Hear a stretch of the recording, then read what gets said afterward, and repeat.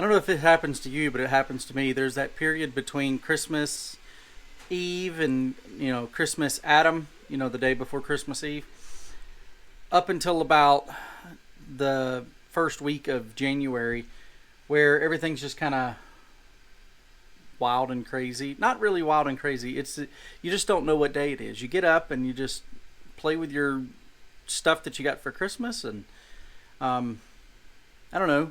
It's always been like that for me, where life just kind of slows down during that time period. But it's been nice. Look, you can see this really black cat against the snow. Today is 16 degrees, and so this heat wave, me and the boys went outside and restocked up all of our firewood. And I've been reading through some of the Harry Potter books that we got. I'm in book 2, almost done with it. And then the boys have been playing the Oculus. But it's about time to get back to work. We're going to go back into our series in Esther. And Sharon's already starting to send out some promo material for our church. And we are looking for partners. And that's kind of what I want to talk about today. A lot of people have a misunderstanding of what it means to support missionaries in this way versus the way Baptists tend to do it. And I'm guilty of that. And so I want to kind of explain some of that.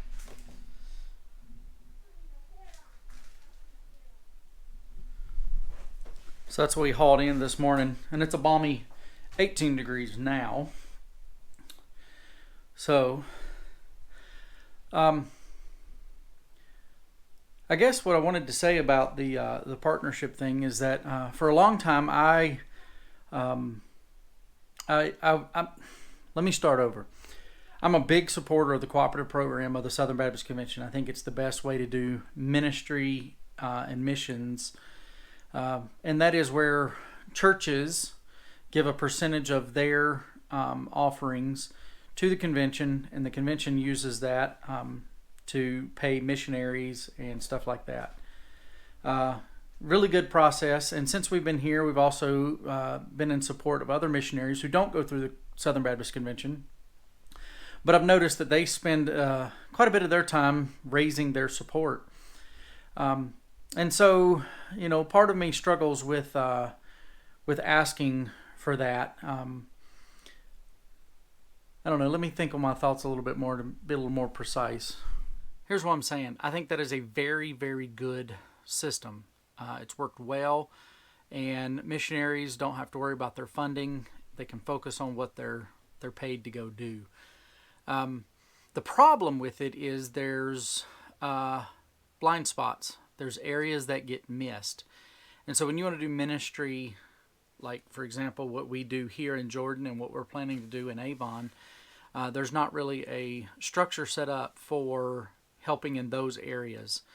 And so we've lived here on what the church can provide. And the church has been very generous based on, economic standards in this area. But it's still survival.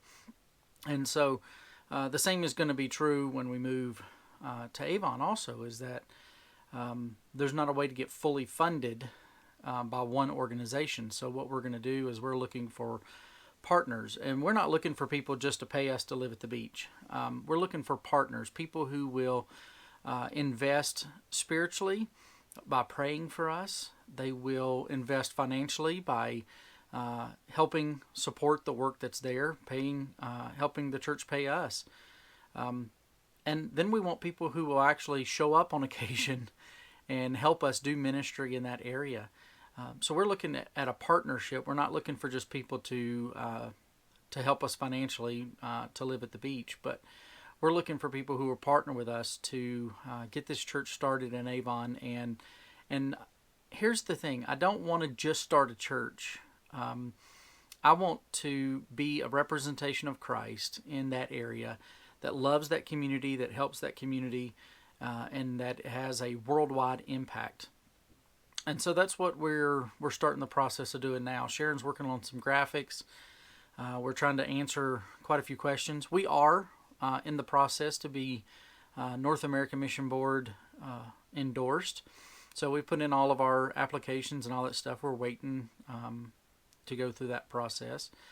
But that's the big thing right now is praying for partners and people who will walk with us and be with us on this journey. It's not just the Ellingtons going to do this. We're going to need a large number of people to come behind us and help out. Hello. I'm playing with my dogs. What you just need to do is put it on low. But for right now, just keep it off, because right now there's quite a bit of heat coming up off the fireplace down here.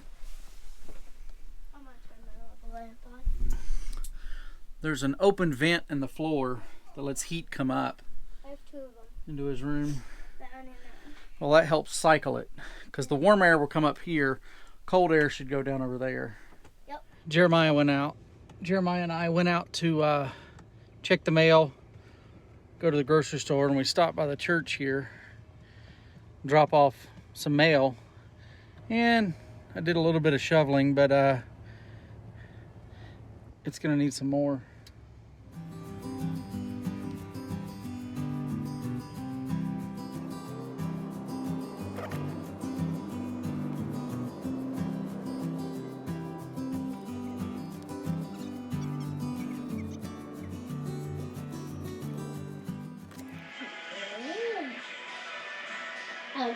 I'll just put the water in. I'm gonna wait for the battle.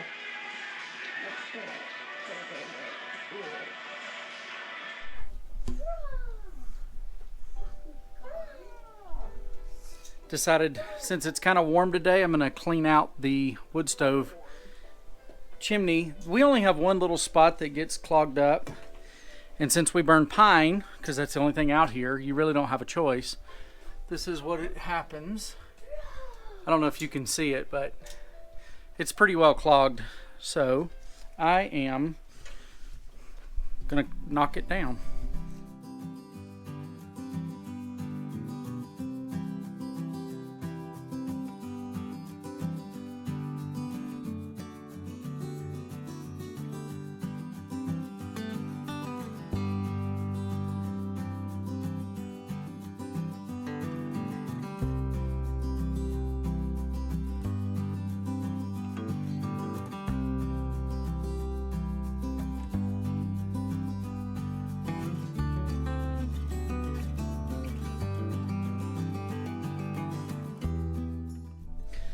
Yeah, I normally do this at the beginning of the year, and just stayed so warm for so long and then broke off cold, I didn't have a chance to get it done. So we're doing it today because it's 7 above zero. It's a heat wave.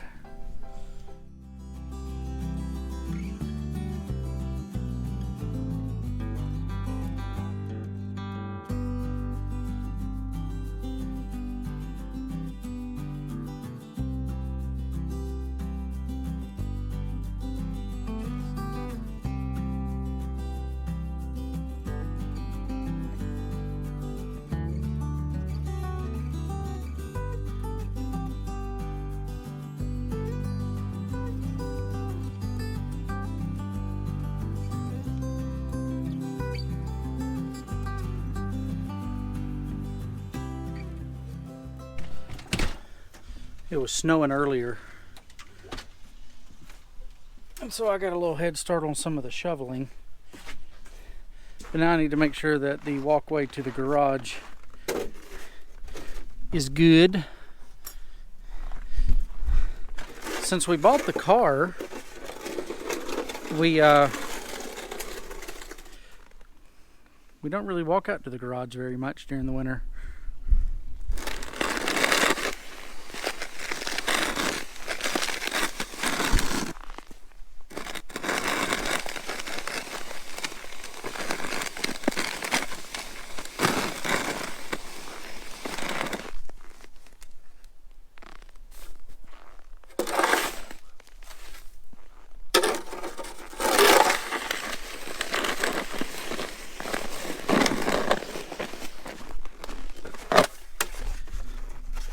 One-handed shoveling doesn't work, so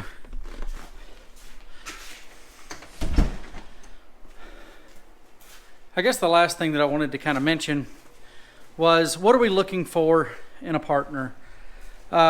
We need somebody that wants a two-way street, not just sending us money, but we want to have somebody that we can keep up to date and tell what's going on, that will hold us accountable, that will ask tough questions and say, so what have you done? Where are we going? What's the vision? We need people who will walk alongside us. Yes, we need the finances. Just between you and me, I don't know how we're going to afford to live down there. It's an expensive place to live. So we do need that. But I also need people who will call and offer prayers. What can we pray about? What's going on?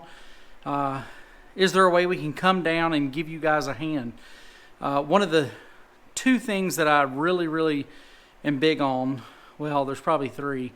One is building into the DNA of the church, discipleship. Our purpose is not just to build a group of people. I want to send people off into ministry. Number two is community involvement. I want the community to know that we're there for the betterment of the community. Of course, that brings the gospel of Jesus, but they need to know that we actually care about the community. And then also a sense that the church is the people, not the building. And so I'm really, the first thing is not getting a building or anything like that. I'd like to have a house, and we could do Bible studies in the house, and that will build in this sense that the church is the people, not the building, not the name, not the branding. It's the group of people that have gathered together to learn more and to encourage each other and spur one another on to good works. So with that, somebody's texting me. With that, I think that's enough for today. We'll see you guys tomorrow. Well, I say tomorrow, but it's probably going to be not tomorrow. Bye.